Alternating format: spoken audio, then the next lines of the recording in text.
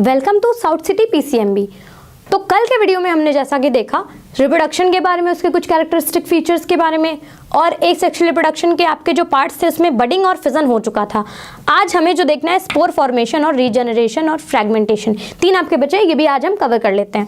ठीक, तो बडिंग सबसे पहले इसमें 2 पॉइंट्स बचे थे। इसके एग्जाम्पल्स हैं आपके यीस्ट और हाइड्रा। हाइड्रा तो मैंने कल आपको एग्जाम्पल में बना करके फिगर दिखा दिया था कि आउटग्रोथ होकर के वो एक नए ऑर्गेनिज्म में कैसे कन्वर्ट हो जाता है। ठीक है, उसको हम क्लोन कहते हैं। क्यों? क्योंकि जितने भी ऑफस्प्रिंग एसेक्सुअल मोड से बनेंगे उनको हम क्लोन ही कहेंगे। ठीक है, तो ये हो गया आपका इसमें। इसके एग्जाम्पल में 2 आते हैं, एक यीस्ट और एक हाइड्रा। ये याद रखिएगा कि यीस्ट एक यूनिसेलुलर ऑर्गेनिज्म है जो बडिंग करता है और हाइड्रा एक मल्टीसेलुलर ऑर्गेनिज्म है जो बडिंग करता है। क्योंकि ये क्वेश्चन आपसे पूछा जाएगा कि name an unicellular organism which reproduce by the process of budding। ठीक है, तो आप यीस्ट लिख के आएंगे। अब name a multicellular organism which reproduces by the process of budding, तो आप हाइड्रा लिख के आएंगे। तो एग्जाम्पल भी थोड़े से स्पेसिफिक याद रखने पड़ेंगे कि कौन सा यूनिसेलर है कौन सा मल्टीसेलर है, तभी आप लिख पाएंगे। क्योंकि नॉर्मल ऑर्गेनिज्म आ गया तो आप दोनों में से कोई भी लिख सकते हैं, पर यूनिसेलर मल्टीसेलर आया तो थोड़ा सा डिफिकल्ट टास्क हो जाएगा। नेक्स्ट आपका स्पोर फॉर्मेशन। स्पोर फॉर्मेशन अब ये पाया जाता है हमारे फंगी में। आगे जब आप पढ़ेंगे 11th क्लास में तो आपको ड्यूटेरियम, ठीक है, उसमें माइसीलियम पढ़ाया जाएगा, उसमें फिर एसेप्टेट, सेप्टेट फंगी, कई तरह के आपको पढ़ाए जाएंगे। बेसिडियोमाइसिटीज, उसमें भी आपको कुछ इम्परफेक्ट फंगी, कॉमन नेम याद करने पड़ेंगे। तो कई तरह के फंगी होते हैं, लेकिन बेसिकली जो स्पोर फॉर्मेशन होता है वो इसी में पाया जाता है। ठीक, तो उसमें क्या होता है, फंगी में एक स्पोरेंजिया बनता है और स्पोरेंजिया के अंदर स्पोर्स होते हैं। जैसे ह्यूमंस में कुछ ऑर्गेनिज्म में गैमीट्स होते हैं, वैसे इनमें स्पोर्स होते हैं। ठीक, तो जब तक अनफेवरेबल कंडीशन होती है तब तक ये स्पोर का प्रोडक्शन अंदर होता रहता है, और जैसे ही फेवरेबल कंडीशन आती है एयर करंट के थ्रू ये मूव करते हैं और आगे ये क्या करते हैं, फंगी प्रोड्यूस करते हैं। यानी कि नए इस एक स्पोर से फंगी बनता है, इससे भी बनेगा फंगी, इससे भी। अब क्या इसमें किसी दूसरे पेरेंट का इन्वॉल्वमेंट हुआ? नहीं, इसी स्पोर के थ्रू नई पूरी फंगी की बॉडी बन जाती है। तो ये भी एक एसेक्सुअल रिप्रोडक्शन का टाइप है। ठीक है, एसेक्सुअल मोड ऑफ रिप्रोडक्शन है। इसमें आपका पेनिसिलम, फंगी तो एक पूरा ग्रुप हो गया, उसमें भी आपके एग्जाम्पल में पेनिसिलियम, एस्परगिलस, ये दोनों भी हमारे फंगी ही हैं। तो ये आपके आ जाते हैं स्पोर फॉर्मेशन में। ठीक, इसके बाद 4 टाइप है आपका रीजनरेशन। रीजनरेशन मतलब जब कोई भी ऑर्गेनिज्म के पार्ट्स कट कर दिए जाएं, पार्ट्स कट कर दिए जाएं। ठीक है, मतलब ये कुछ ऐसा, जैसे मान लीजिए ये प्लैनेरिया में पाया जाता है। ठीक है,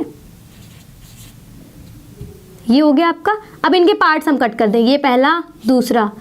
अब आप सोचेंगे कि मिड वाला पोर्शन तो यही है, ये वाला है, अब ये इंसान, अब इस ऑर्गेनिज्म की तो डेथ हो जानी चाहिए। नहीं, ऐसा नहीं होता है।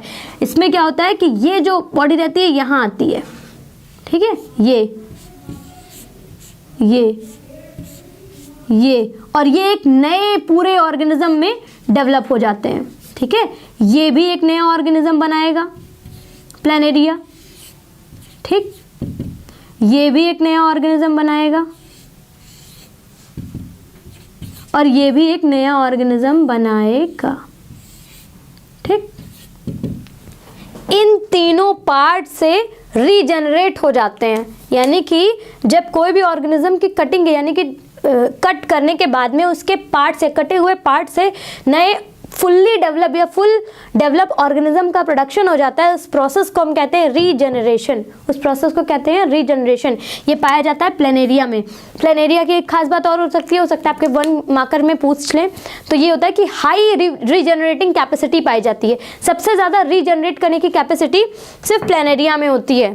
ठीक है, सबसे ज़्यादा रीजनरेट करते हैं, यानी कि अपनी एक ऑर्गेनिज्म, एक बॉडी से ये कई ऑफस्प्रिंग को, एक फुल्ली डेवलप ऑफस्प्रिंग को तुरंत प्रोड्यूस कर सकता है। तो रीजनरेटिंग कैपेसिटी सबसे ज़्यादा इसकी होती है, ये याद रखिएगा आप। ठीक है, नेक्स्ट है आपका जो आपका बचा है वो है फ्रैगमेंटेशन। ये स्पायरोगैरा में होता है। ये भी कुछ अमीबा लाइक ही होता है, मतलब इर्रेगुलर शेप का होता है।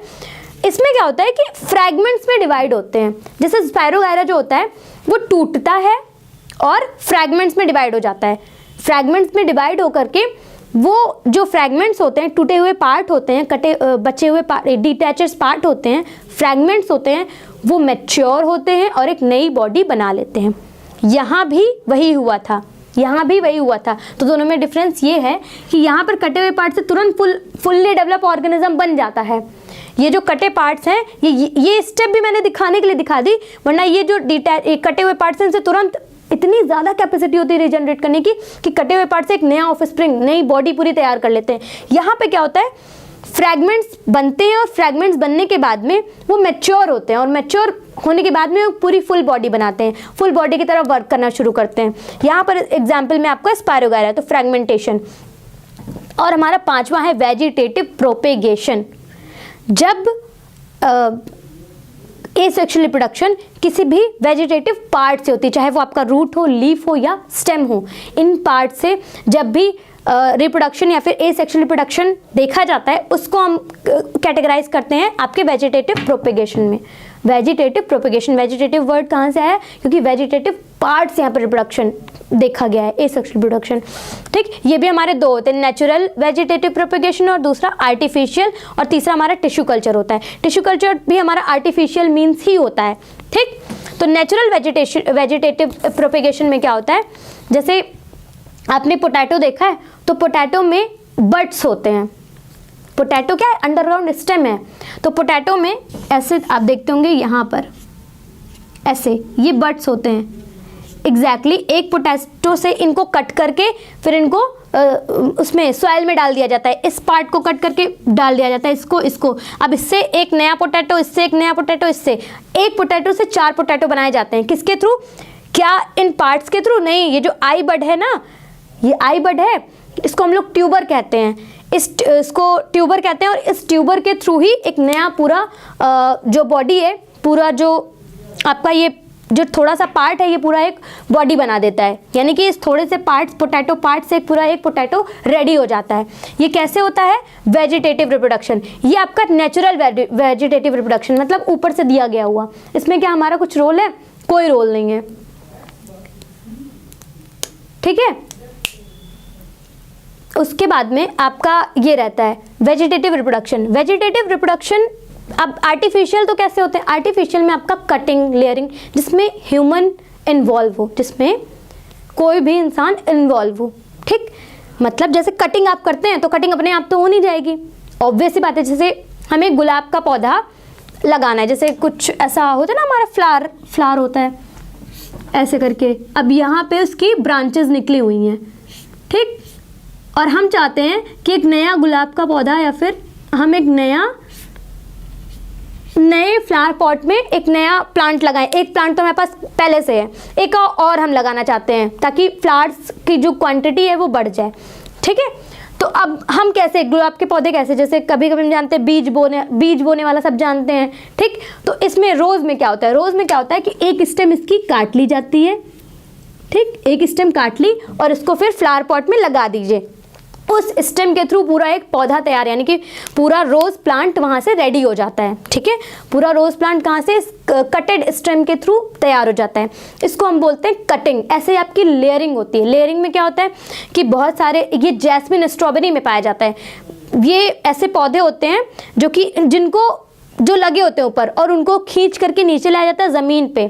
ठीक, सॉइल के नीचे करा जाता है, फिर सॉइल से वो करते करते और एक नया फिर जैस्मिन का प्लांट बना लेते हैं। ये प्रोसेस होती है। तो उसमें ह्यूमन की इन्वॉल्वमेंट होती है। बिना ह्यूमन के इन्वॉल्वमेंट के ये सारी चीज़ें नहीं पॉसिबल हैं, ये सारी चीज़ें पॉसिबल नहीं है। जबकि पोटैटो अगर गलती से भी सॉइल में गिर गया, वो ट्यूबर के थ्रू कई पोटैटो बना लेगा, वो हो गया आपका नेचुरल। यहाँ पे आर्टिफिशियल। टिश्यू कल्चर जो है, ये भी आप समझ लीजिए क्या होता है। जैसे प्लांट में मेरिस्टेमेटिक टिश्यूज़ पाए जाते हैं। मेरिस्टेमेटिक टिश्यूज़ वो होते हैं जो कि ग्रो कर रहे होते हैं।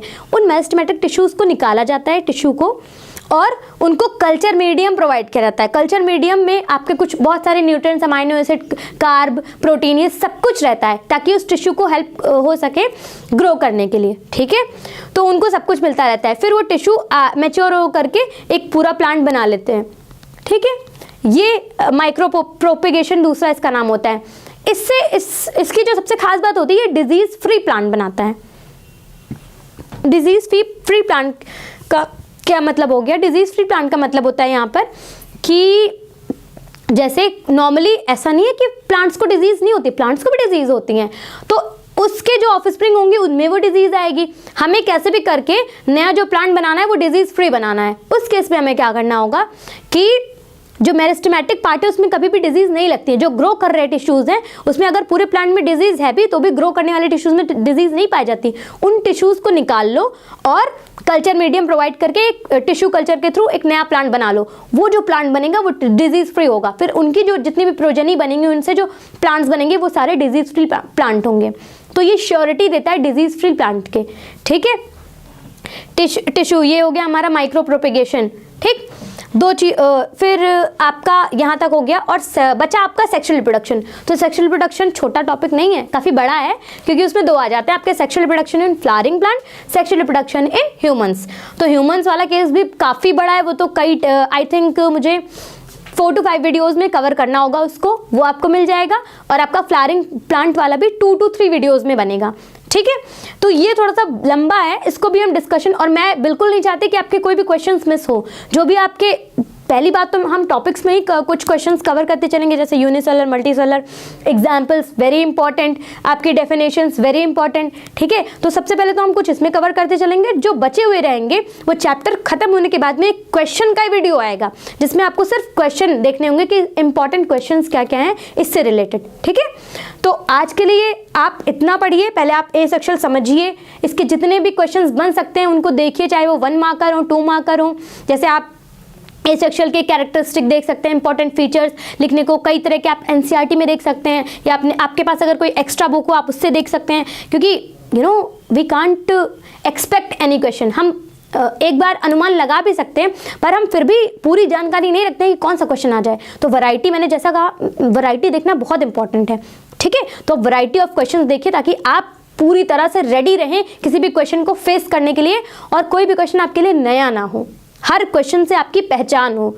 ठीक है, तो इसलिए मैं कह रही हूँ मोर नंबर ऑफ क्वेश्चन से आप रूबरू होइए। ठीक, तो यहाँ तक हमारा ये सेक्शन तैयार कंप्लीट हो चुका है, और इस पे क्वेश्चंस भी आगे हम डिस्कस करेंगे। नेक्स्ट हमारा जो टॉपिक होगा वो सेक्सुअल रिप्रोडक्शन पे होगा। आज के लिए इतना ही। Thank you so much.